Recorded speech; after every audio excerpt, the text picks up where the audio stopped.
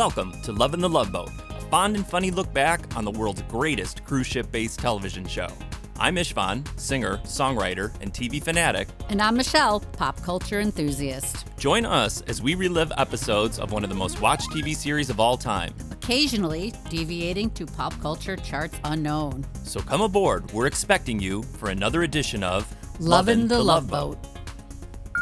We're back. We are. With Pepito the cat. Oh, God. Happy first day of summer. Is that what it is? Today's the first full day of summer, correct?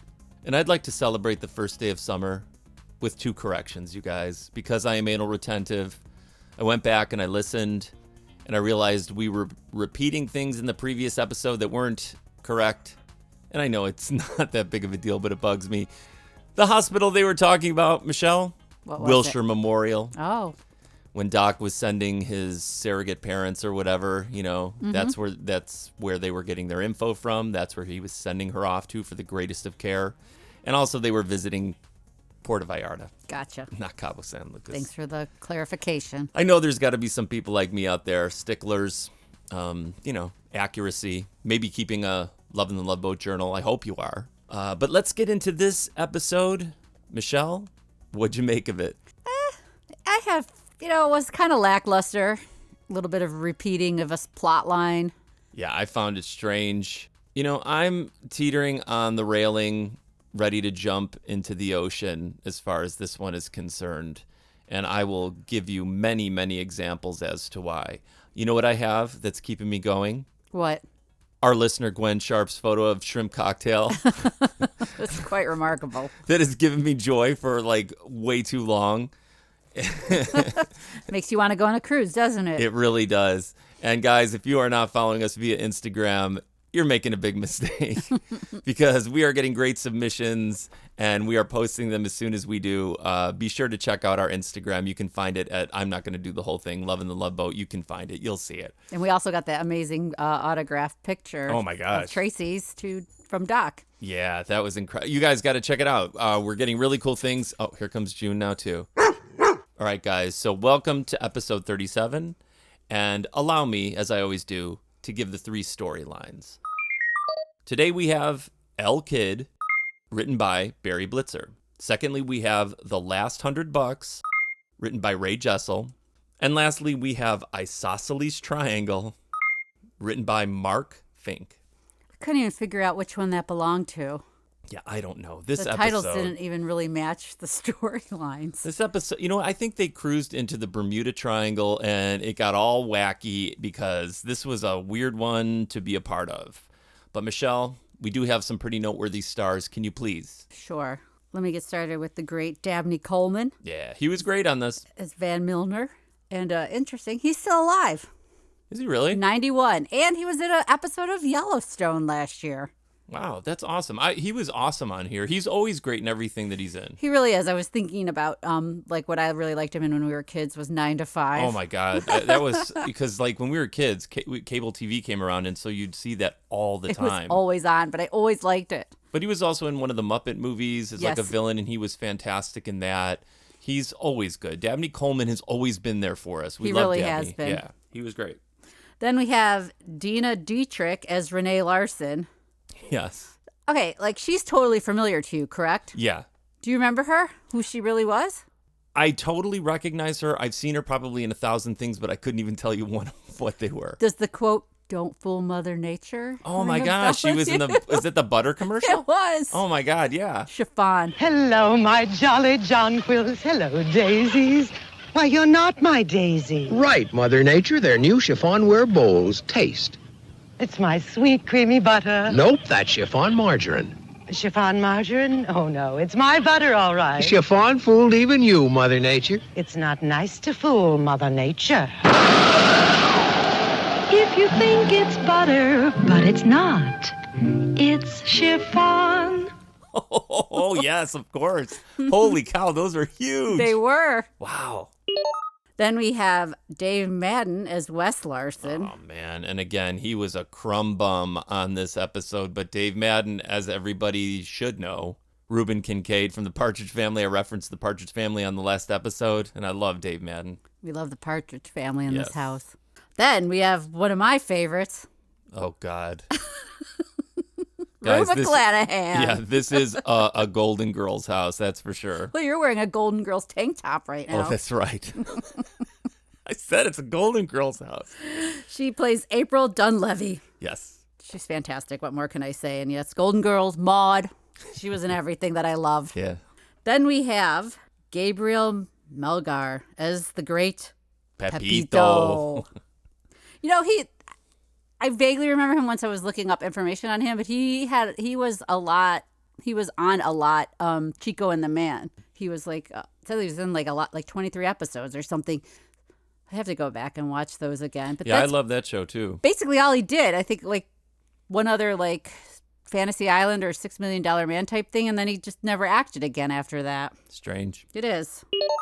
Then we have Heather Menzies Urich as Sybil Hartman. Wait, what? Were they married? Yes, they were. Another The married Love Boat. couple on a love boat. That's so cool. She was married to the great Robert Urich, Mm-hmm. and he was Larry Hartman. But yeah, that's another married couple on the show. That's cool. Just totally cool. And they were married up until he passed away. Mm-hmm. Then we have Connie Stevens as Karen Maynard. Yeah, I like Connie Stevens. I like her too. I always think of her in Grease too. She was very good in Grease She just too. has such a great energy. She's just like one of those people. She really brings it, and she's just super likable. She really is. Then we have, in case anybody cares, Victor Milan as Father Ramos. Oh, very nice. Yeah, that wraps up the characters.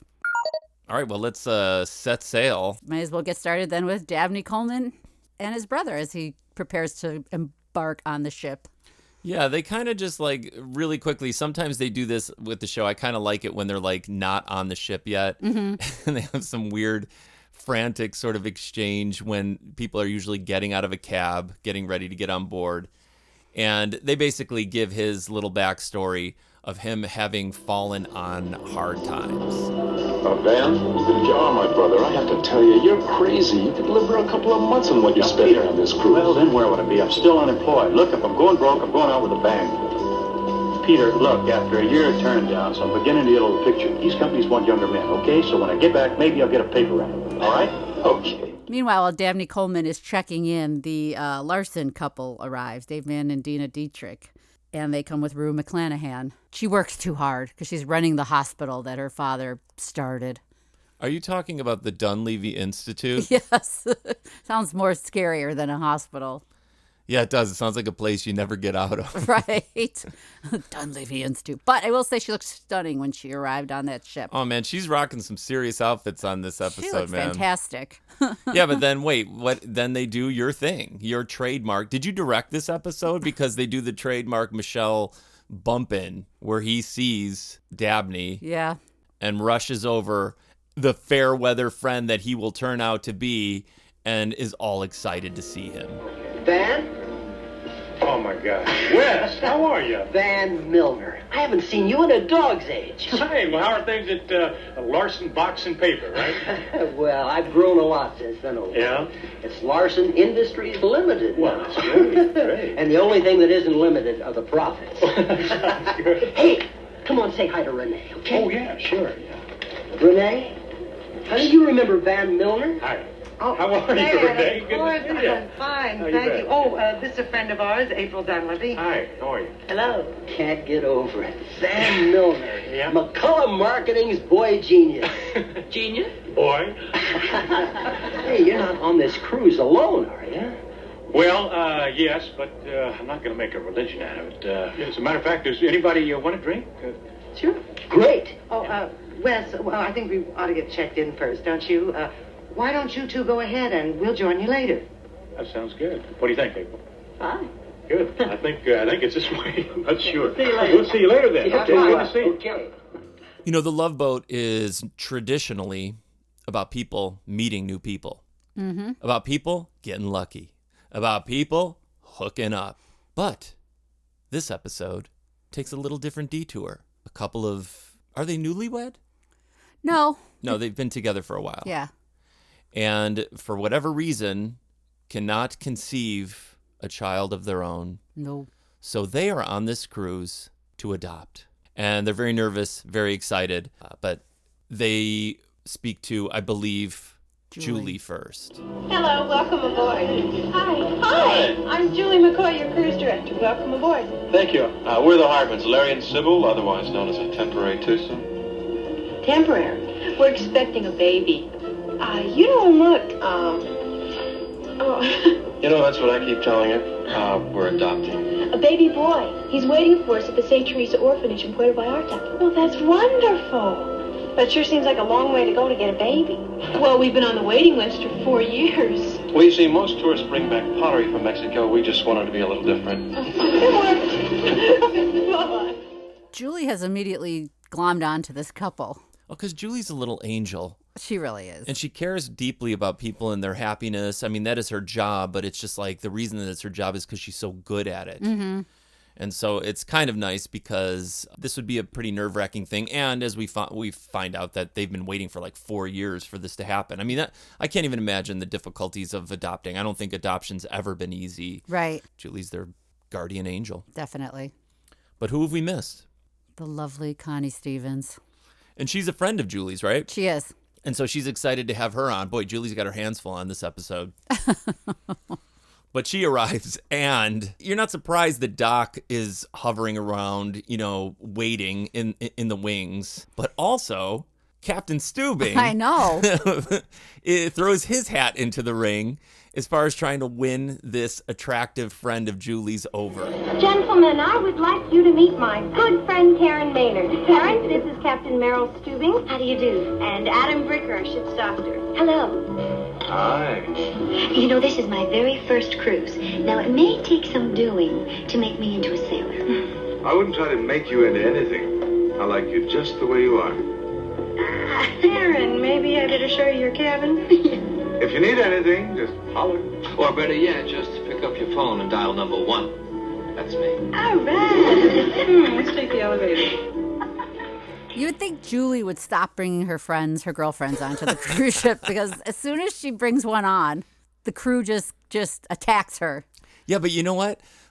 From what I gather, if you listen to them talk on a lot of the episodes, it sounds like they never get time off. You know what I mean? Like true. They literally have to work round the clock, and it's like it's a rare occasion when they get to go home, see their families. It's like otherwise they are constantly on the ship, So I guess if you ever want to see someone, you have to invite them on. Well, it's fine that they come on to visit her on the ship, but then like when her friend came who had the scar, oh God, yeah, Doc and Gopher were fighting over her. And Julie's friends provide a lot of plot line on these Loveboat episodes. Yeah, they do. So, Michelle, this was sort of like where I was kind of a little unimpressed because we just, not only did it happen, but it happened only maybe 2 episodes ago, the whole like bet sort of scenario. Yeah. And because Doc and the captain are now vying for the attention of this woman, Isaac and Gopher decide to make a bet. How about that, man? Captain just beat Doc in his own game. Doc's just saving himself for later. What later? The lady likes our leader. $100 says our leader loses to the dashing doctor. You're on. Well, again, to your point, I guess they have nothing else going on. So they're going to make side bets to make their jobs and their lives a little more interesting while they're working. Yes, and it does provide some humor. I mean, because right away, like, I think I coined Captain Cockblock a couple episodes ago, and he kind of proves that and thwarts Doc initially. Hello. Hey, no, watch me. She's going to sit right down with the captain. Come on, Karen. She's headed for Doc. What are you guys worried about? The Doc and Captain are behaving like perfect gentlemen. We have more at stake here than love. Hi. Hi. Care to join me in a drink? I'd love to. Oh, I'm sorry, Karen, but unfortunately Doc is going to be tied up tonight. He has to prepare his weekly medical report. But, Captain, that report isn't due till we dock in San Pedro. Well, then you'll get an early start. But, Carry on. Something I really appreciated this time, rather than getting into their pajamas, something I would do if I were on a cruise, immediately hit the Pirates Cove and get a drink. Yeah, just the 5 of them, I think. Was it the 5 of them sitting at the table? Wes, Renee, Van, April. And the candle holder. Oh, I was like, who's the person? Yeah. That's your precious candle holder. My candle holder. I was so nervous that it wasn't going to be there, and it was. I was so happy. It just sitting there. Maybe someday somebody will take a cruise and that candle holder will be on the ship and they'll send you a picture. Oh, I would be thrilled. I'd be so happy. But they're all sitting there, and then the other two bow out so Rue and Van can get to know one another. And then she just, like, goes off as far as, like, the Institute and their elder studies that they're doing. But these guys just were, like, they liked each other, like, right away. They clicked. They're, like, two smart, intelligent people, you know? I think, I got to be honest, man, Dabney Coleman was great on this. He really was. Like, he played that part so well. He just was so good as, like, kind of a, you know, a guy who had his pride on the line. He had gone through some super hard times. He didn't want to just wallow in self-pity, so he went on to this cruise, and he did it so great. Dabney Coleman's fantastic. And he had great evening wear. Oh, he looked awesome. He did, that velvet red jacket. Yeah, I thought he looked awesome though on the bow, like where he had like his like cream colored like sort of pants and then like the sweater on. He just looked kind of like dashing and rugged and masculine, and he should have punched his friend right in the face. I also was thinking, I bet he's wearing Chaps cologne. Because he's Chaps cologne. Don't you remember that?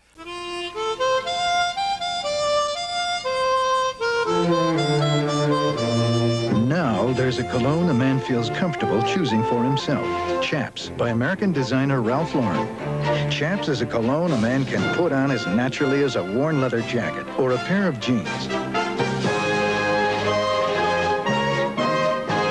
Chaps, by Ralph Lauren. Chaps, the cologne a man chooses for himself. Yes, I do. My dad wore Chaps cologne. Not Old Spice? No, he liked Chaps. Oh, Chaps. Oh, my God. I thought he was going to say he was wearing Chaps underneath his clothes. No. He just looked like a type of guy that'd be wearing Chaps cologne back then. You know what? I just looked it up. He was wearing Chaps cologne. Very good, Michelle. I have a cologne site that I frequent. Good call. Good call. No problem. All right, but you know what? There's an adoption about to take place, you guys. And they're going into town very soon to pick up their little newborn baby. And then it's like, you know, when I saw this, I thought like, you know, this is one of those things where it's like shows would notoriously like, okay, let's reference again the Partridge Family. Who is the kid that they were trying to launch the career, Michelle? Like at like season 3 or 4 or whatever it was. Ricky? You know what? I think I was going to get it wrong. It is Ricky. Little Rick. Wasn't it Ricky? I think I was going to say Joey for some reason, but that's like Joey was from when he was little, not on Blossom, but when he was really little. He was on, what was with Nell Carter? Oh, Give me a break. Yeah, like wasn't he on there? He was really little on there. Yes, the kid. So like there was always some kid that they were trying to like, this kid's got it, and he's going to be a huge star. She's going to be a huge star. And this kid had that feeling to me that like maybe they thought he was going to be like, you know, something. That's the vibe it had to me. Well, yeah, he had been on or in the process of finishing up his run on Chico and the Man, so people already knew who he was. Oh, there you go. All right. So yeah, they head into town and they don't meet the priest first. They meet Pepito. Wait here, please. The father will soon come. Thank you, Pepito. Can I bring you some water or a piece of bread? Well, I'm sorry, but that's all we got here. Bread and water? Well, sometimes we eat a little piece of dried cheese. Oh, poor kid. What do you call that thing up there in English? Oh, you mean the ceiling? That's correct. Hey, you're smarter than you look. Senora Hartman? Padre, yes, I'm Larry Hartman, and this is my wife, Sybil. Hi, Senora? And this is Julie McCoy from the ship. Mucho gusto. El gusto es mío, señor. Pepe, go to lunch. Your roast beef is getting cold. I guess they all ran out of bread and water. Well, I had my glasses. Pepito? I was only trying to surprise you and clean them up. Yeah, you mean clean me out. I told you were smarter than you look. Pepito's a scamp, Michelle. He is. He is a character. I like his look though. Yeah, Leather jacket. Yeah, he was good. I like when he The turned cap. around with the sunglasses on. Was funny to me. That was a funny gag. Mm-hmm. But the thing is, the priest has very somber news for them. Well, how's the baby, Padre? Is he healthy? Si, senora. But there is something I must tell you. Por favor, will you please sit down? What is it, Padre? Is there something wrong? Well, when I called the hospital this morning about your baby, the mother had changed her mind. She's decided to keep the baby? Larry?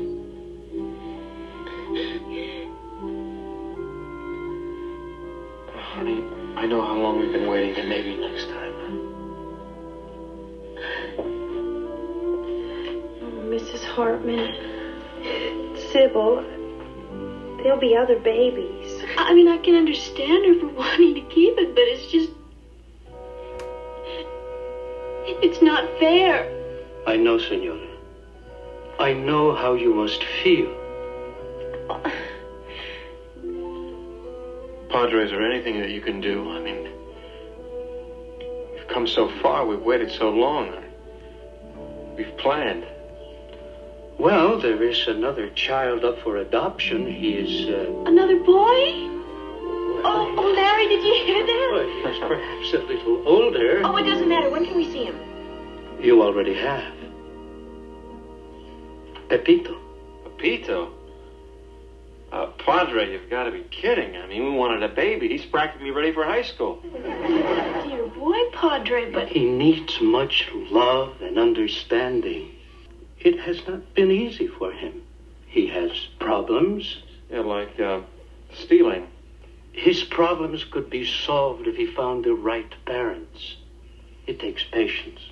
But you would not be sorry. He is worth it.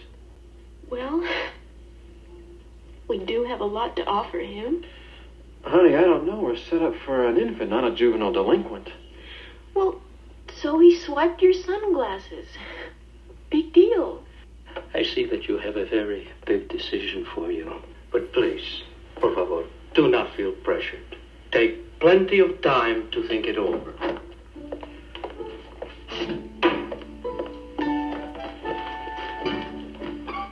I'm all packed up, Padre. Are they taking me?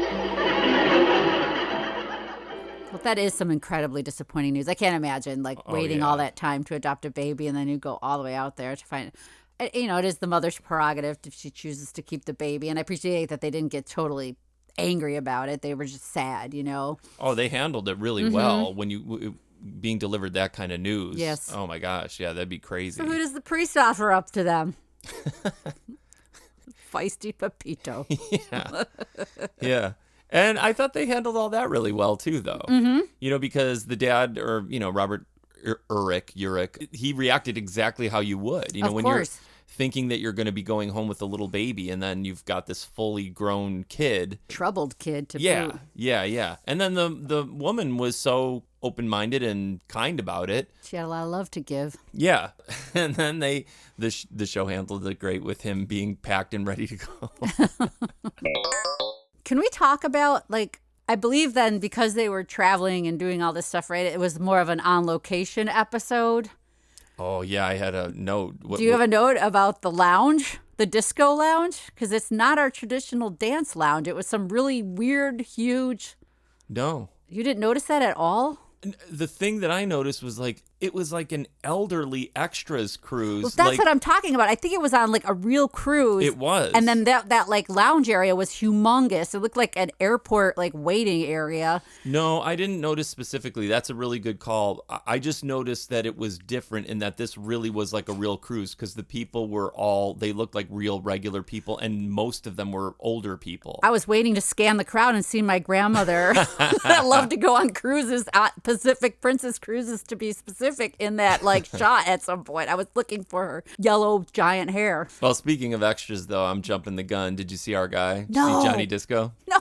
Come on. How did you notice the entire difference of the disco lounge and you didn't see Johnny Disco? Because I was too fixated on the difference of the lounge. And then I guess because the last two episodes I did look for him and he never showed up. So I kind of just gave up looking for him. Guys, if you don't know who we're referencing, there is an extra that is so striking, and we believe his name is Johnny Disco.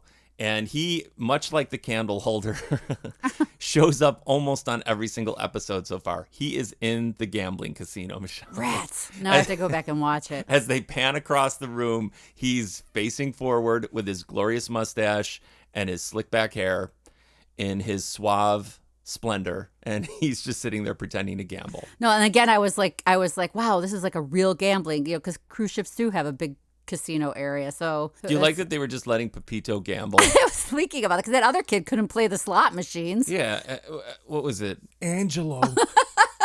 Angelo couldn't gamble in the slots. Oh, but Pepito could. And then that slots are a lot like less dangerous than craps. Yeah, he's playing like legit games. I like where Julie's like, oh, he's over there. Nobody cares. Just pawned your watch and now he's gambling. What a paradise for kids back then. You just do whatever you want. I'm telling you, I really missed my calling. I could have ran free. Me and my sister could have run free on a cruise ship instead of hotel lobbies. You could have been a star. I could have. In long pigtails, no teeth in the front. You would have been a great star on some kind of a show, some spin-off show. We're forgetting, though, in the midst of all this seriousness, that the captain and Doc are sparring with each other, trying to win over Connie Stevens. The captain is up 1. It's 1-0. Oh, yeah, because he brings that giant bottle of champagne. Oh, yeah. It was the greatest. The Doc's it's like my champagne's bigger than yours. That was pretty awesome. Yeah, that's a little metaphorical. And then we finally get to see like where you steer the ship for real. Yeah, this is a weird episode, man. Right. And then it's like he's letting Connie Stevens steer the ship. And then Doc comes in, and we get a first ever Doc cock block because he says that you're breaking some sort of maritime like laws, and then pulls her out of there. Well, that's because he made Doc write up that report, random like report out of nowhere. Yeah, but so Doc takes her away. So it's like 1-1, you guys. Wow! I can't believe I'm really steering this ship. You're doing swell. I really had a good time last night. Yeah, me too. Too bad it had to end so early. Karen, I think you and I... The medical report you asked for, sir? Captain, I'm surprised at you. A passenger on the bridge, not to mention letting her steer the ship. I thought that was strictly against regulations. Yes, well, and this is a special... Now, believe me, this is for Karen's benefit. We wouldn't want her to be in violation of maritime regulations, would we? Huh? No need to thank me. I can see the gratitude in your eyes. So next day, right, and they're at the pool, and Dabney Coleman is playing a tiny, tiny putting golf game. No, he wasn't putting. He was like completely hauling off. He looked like a good golfer. Like he really looked like he knew what he was doing. Yeah, but I thought that was odd that that little net was set up in that tiny space on the...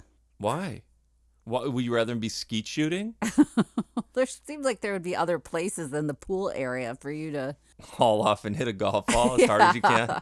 I think you should have just, like, it's the 70s. You just, like, hit it into the ocean. You know what I mean? Yeah, like you don't the care. Seinfeld episode, it goes into a whale. Yeah. But he's doing that, looking great, and he's talking to his friend, in quotation marks, Dave Madden. He admits the dire straits that he is in. So tell me, Van, what's going on in the marketing business? Well, you tell me, Wes. You know, I dropped out for a while. Yeah, but you're back with McCullough Marketing, aren't you? No, they evidently like the guy that took my place, so... They let you go? Yeah. Van, you put that company on its feet. Well, do me a favor, will you, and tell them that? That's their loss, though, buddy. The lucky guys are the ones that picked you up. Who would that be? Oh, don't tell me you're looking for work. I've been looking for almost a year now. I'm almost busted. I'm broke. I don't know what to say, Van. I figured you're on this cruise, first-class cabin. That's just a last fling. You know, the funny thing is, that when I bumped into you, I thought maybe... Look, Van, a couple of years ago, I mean, we would have been begging you, you know? But right now, I mean, it's not just up to me now. I mean, there's the whole board. Yeah. Well, don't worry about it, Wes. Matter of fact, lately I've been thinking about giving up on marketing and becoming a golf pro. What do you think? So at least he knows what's going on, and that was a mistake. Yeah, it was a mistake on his part. On Van's part to reveal that to his supposed friend. Because he and Rue McClanahan are really hitting it off. Yeah. They both have, I mean, she's trying to get a lot of business information out of him.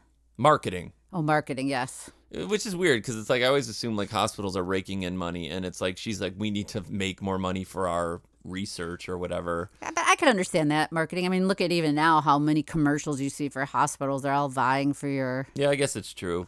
So she's trying to like woo him in 2 different ways. And under normal circumstances, maybe it would have gone this way, but Van takes the offer. It's been such a beautiful day. Well, let's make it a beautiful night. You know, I promised Renee we're going to join him for dinner. I know that. I'm looking ahead. I'm talking about later on this evening. You rascal, you. Well? Van? What? Can I make you a proposition? Yes, you can, darling. I mean a business proposition. Oh, I don't know. Just 2 minutes, all right? There's something about my situation that I want to explain to you. Okay, but let me go first.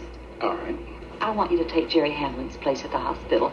And I'll tell you why, Van, because we need you down there. We need your business sense. We need your marketing skills. But most of all, I need the way you feel about people. All right, let me say Wait a minute now. I'm Wait. on a roll. Don't interrupt me until I'm through. I know you have details to work out, and I know that the salary I'm going to offer isn't nearly what you're making that's now. not But the that's problem, believe me. good, because, you know, there are more important things than money. I like know that. the satisfaction you get out of watching somebody get well. And you know the research we're doing, someday we'll even be able to prevent disease, hopefully. But I think most important is I think you and I would make a terrific team. When I heard you talking the other day about So do I. the peace. What? I said, so do I. What? Think we'd make a terrific... Yes. Well, what? Does that mean yes? Yes. You'll take it? I'll take it. Dan! Now, wait a minute. Do we shake on this or do we kiss on it? I'm shaking already.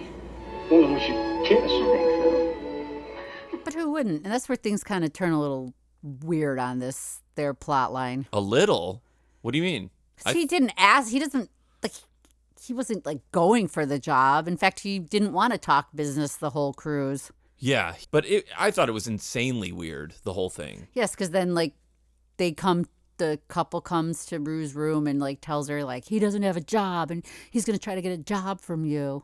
Oh, my God, they completely throw him under the bus. Renee? And Wes, are you decent? Yes, I am. Just a minute. Come in. Gosh, you two, I'm sorry to keep you guys waiting. Van ready? We wanted to talk to you before you got here. What about? You see, April, we feel sort of responsible because we kind of pushed you two together. Oh, I ought to thank you for that. He's a phony, April. He came on this cruise trying to pass himself off as some high-level executive. Well, isn't he? He's washed up. Broke. Even tried to hit me for a job. And I figured maybe he might try to, I don't know, charm you into the same thing.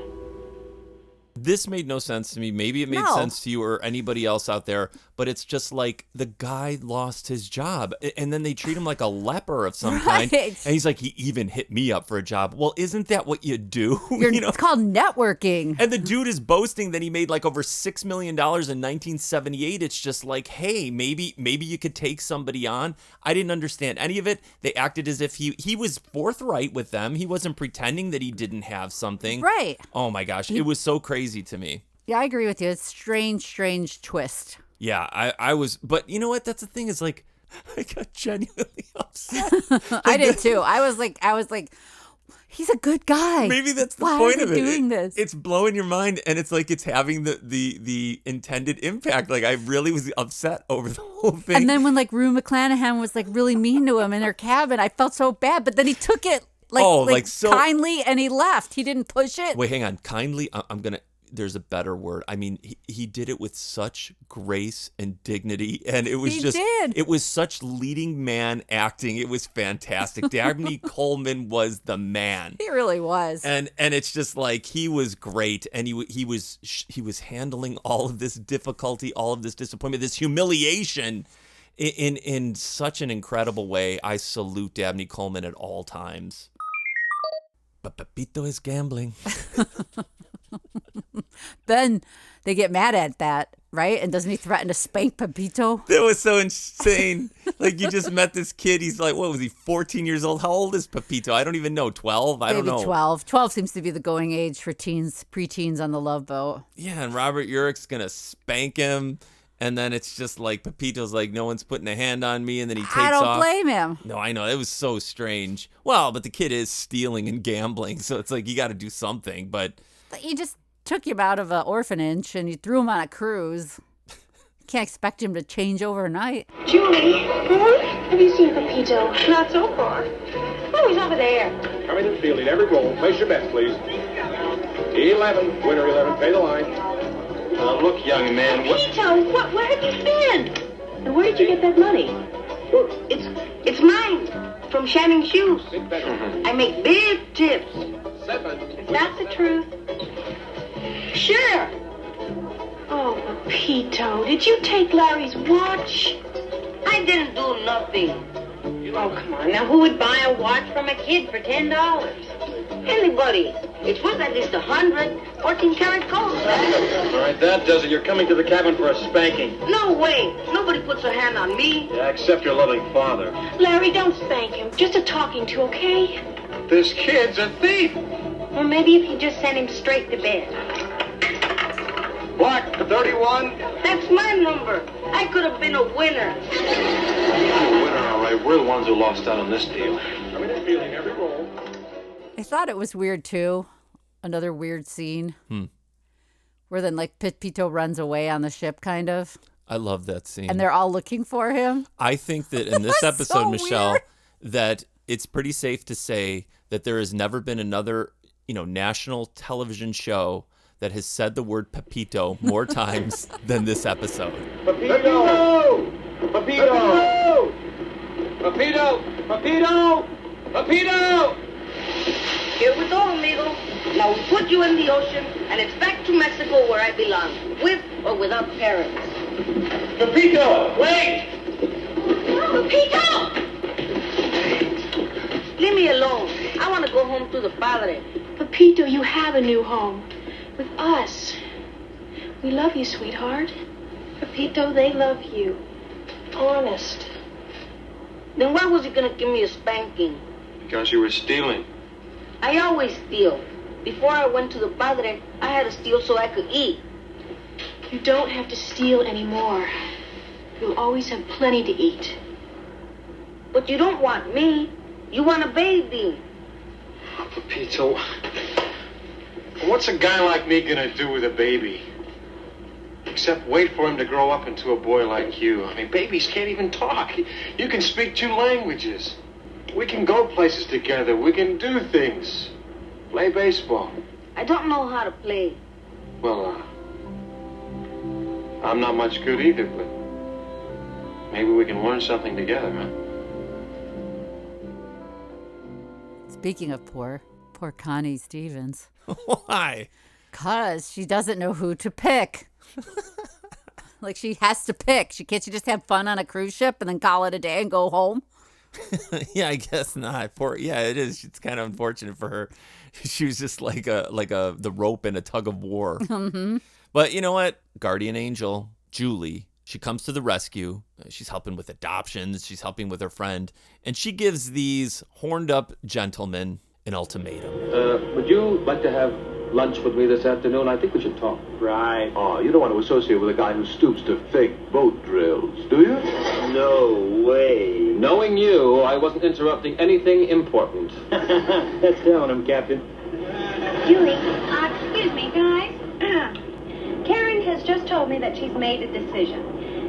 I did? Yes, I did.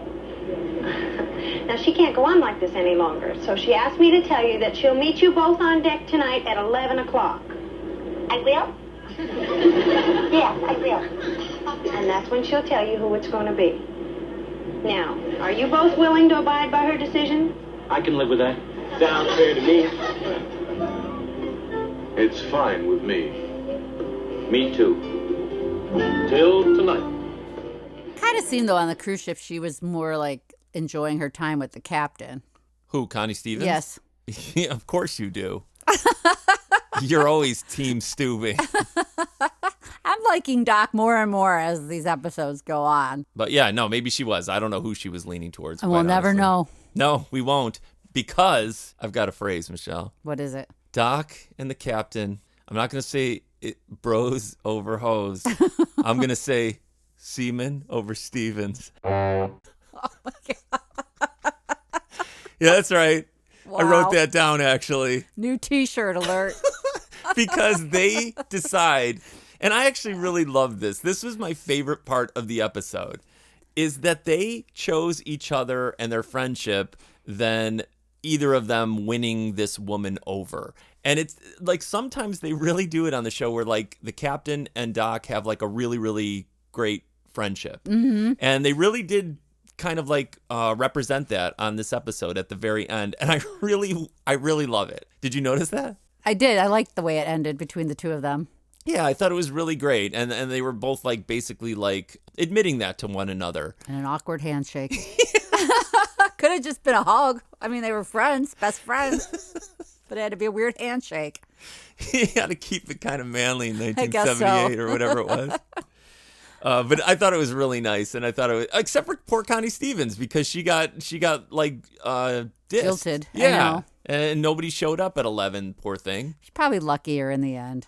Why? I don't know. I mean, she could have met Johnny Disco down in the casino. I mean, she could have had fun in some other way, and these guys dominated her time and then left her high and dry. I was thinking like plot twist would have been then she ends up with Dabney Coleman and then everybody loses. That would have been a good ending. Oh, that's pretty good. Yeah. Had I really written the episode and directed it, I would have done that. Because I wanted to spite that couple for ruining it for Rue McClanahan and Dabney Coleman in the beginning. Hey, Michelle. Mm-hmm. You know, when Pepito's, trying to play the craps game, he's standing next to Dabney Coleman. He is. Dabney Coleman's wearing his, like, tux or whatever it is. What is that? His smoking jacket? Mm-hmm. And he's just, like, he's down to his last $100. And he, like, kind of casually goes over because then, like, it was, like, almost like a high school scene where, like, like they're staring at him while he's gambling. Yeah, like the cool kids come in and they won't want to associate with him because he's like less than, and they sit like right, adjacent to him, staring, not talking to him. And then it's just like he walks over to Rue and he's like, "What's your favorite number, baby?" And what'd she say? 11. Mm-hmm. He bets 11. He hits. He says, "Let it ride." He hits. And then he says, "Put it all on black," and everyone hushes in the crowd. Oh, that's crazy. And what happens, Michelle? He hits big. His ship comes in, and then he does the most baller cool move. And he doesn't take the money. He donates it to the Dunleavy Institute, and he's like, "I don't need anything." And he walks around. Gerontology research. Let's help these old people get better. And then he walks right out the door. This confused me. I don't know what happened then. What happened after that? I don't know. Somehow they made up and got back together, and he accepted the job again. I guess, or did we even see it? Or wasn't it until like later when they were leaving? Yeah, it didn't make any sense. No. Like it was so weird. The whole thing was weird because then he gives the money that he desperately needs.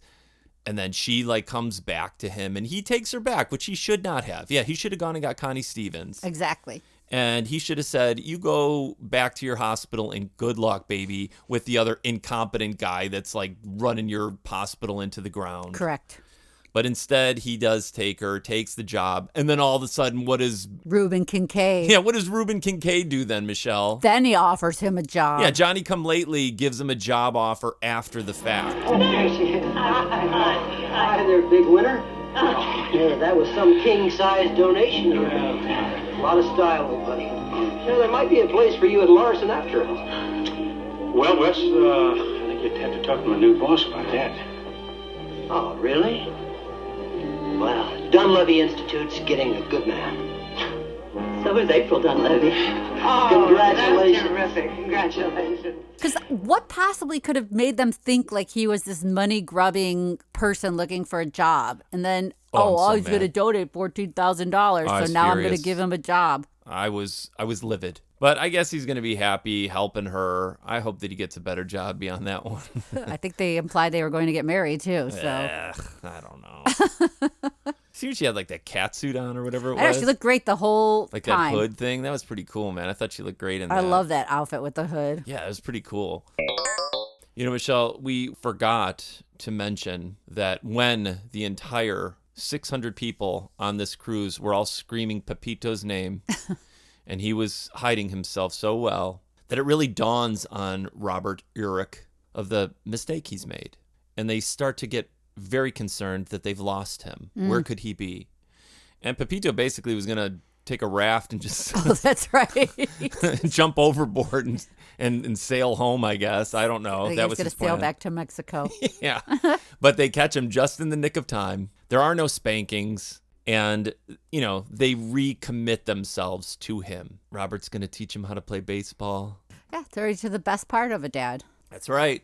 You and your son, your bilingual son. Fishing, playing baseball. Yeah. Skateboarding. Sure. Whatever you do. Why not? You know, taking you to, you know, the Paramount lot so you can film Chico and the Man. But they make up, and that was nice. It was nice. It was sweet. And Pepito's going to have a brand new home, learn how to not be a kleptomaniac, and live like a great American dream. There you go, Pop. Good as new. A wristwatch.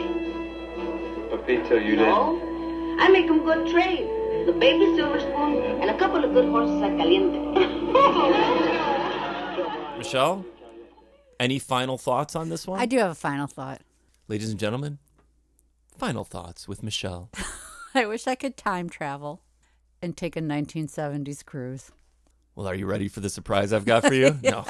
So do I. I don't know. Everything. I get it now. Cruise ships are like over the top with every crazy thing you can do. But those just look pleasant to me. The Pirates Cove, the Disco Lounge. Yeah, I don't know. You know, it isn't real because it is just a show. I know. So I bet they should have, you know what? Why do they have that now? Wouldn't that be cool if they had like an old love boat, like you could actually go Oh, yeah, on, like hey, Pacific Princess, are you listening? That would be I would go on that. Retro cruise. Oh, that'd be killer. But you have to have us on there because we thought of it. Absolutely. Yeah, guys, what did you think of this episode? Did you enjoy it? I'm actually, Spotify listeners, please check it because I'm just going to ask, did you or did you not like it? Or I may be a little more specific, you know. Mm-hmm. But I really do want to know, did people enjoy this episode? Didn't they? Now, by any chance, did you catch a glimpse of what's coming next? I did not. No, I didn't either. All right, yeah, you guys, I am smack dab in the middle. I've just done 3 shows in a row. I'm surprised I have this much energy right now. I have another one very early tomorrow. I've said it before. If you guys are in Illinois, please take a look at my website, istvansongs.com, and see if I am playing somewhere near you. I just had the most amazing show yesterday. If you follow my other Instagram, which is I am Istvan, you will see the cutest post from yesterday where I was gifted these 3 little crafts from kids after the show who completely surprised me. And it was literally, Michelle, like a television show where they came up to me one at a time, one cuter than the next. And they had given me these heart crafts that they had made to thank me for the concert that I just put on. So pretty adorable. If you're into adorable things, sweet things, good things, then check that out as well. And again, thanks for listening to the show today. And until the next episode, I am Istvan. I'm Michelle. Captain Stubing, please come to the bridge. And we are Lovin' the Loveboat.